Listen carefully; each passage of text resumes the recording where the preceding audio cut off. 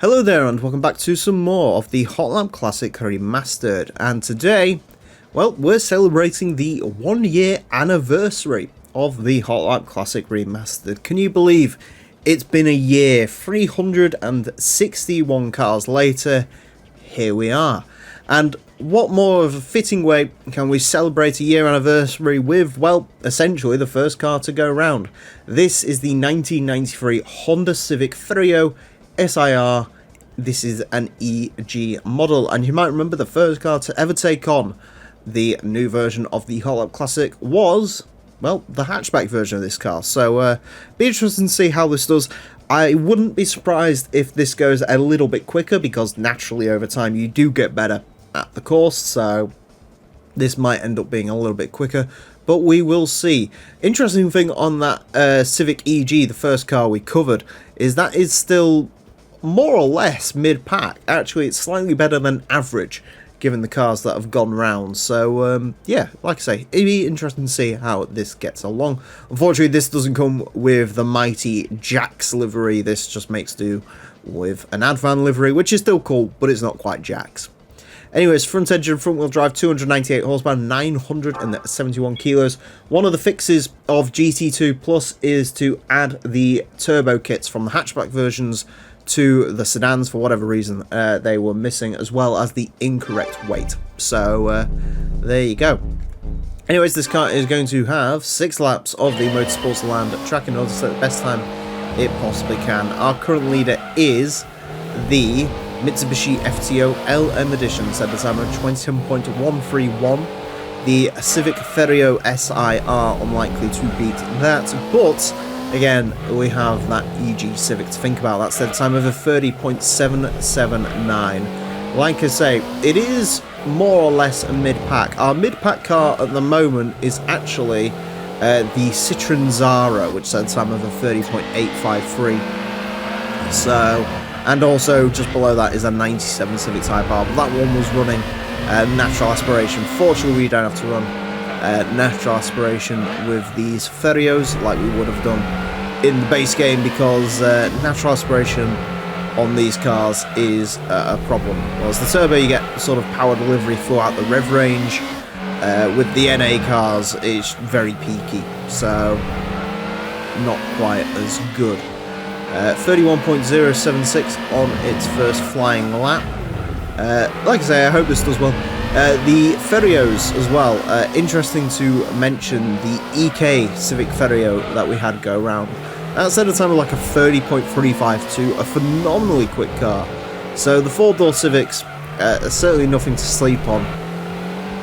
If the EK that we had go around, the EK hatchback, is anything to go by, that's at a time of a 30.2. That was a little bit trickier to drive because the wheelbase was a bit shorter, but it does turn out to be a little bit quicker. So this doesn't handle great, I will be honest. If you've been around the Hot Lap Classic, you'll sort of know, once you start getting to about the 900 kilo mark, which this is 970 something, once you start hitting that sort of mark with front wheel drive cars, they do become a bit tricky to drive, end up getting a little bit sort of rearward, which is interesting. 30.496, so yeah, as I predicted, this is going to go quicker than that hatchback Civic.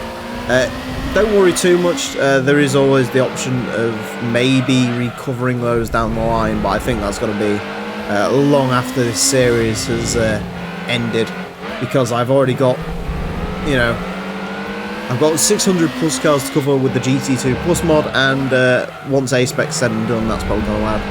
Well, they're currently on 120 cars, and I'm monitoring their car list progress very eagle-eyed, sort of hoping they don't slam a whole load more work on me, but if they do, then so be it.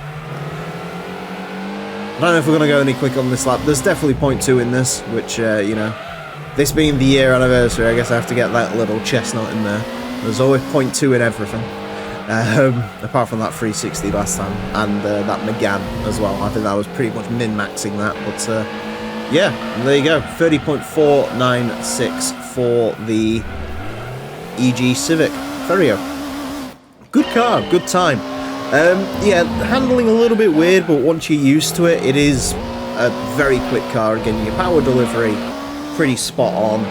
I would be a bit more scared of this car if it had any more power, to be perfectly honest. I think it would be a little bit of a handful there, but yeah, it's not too bad.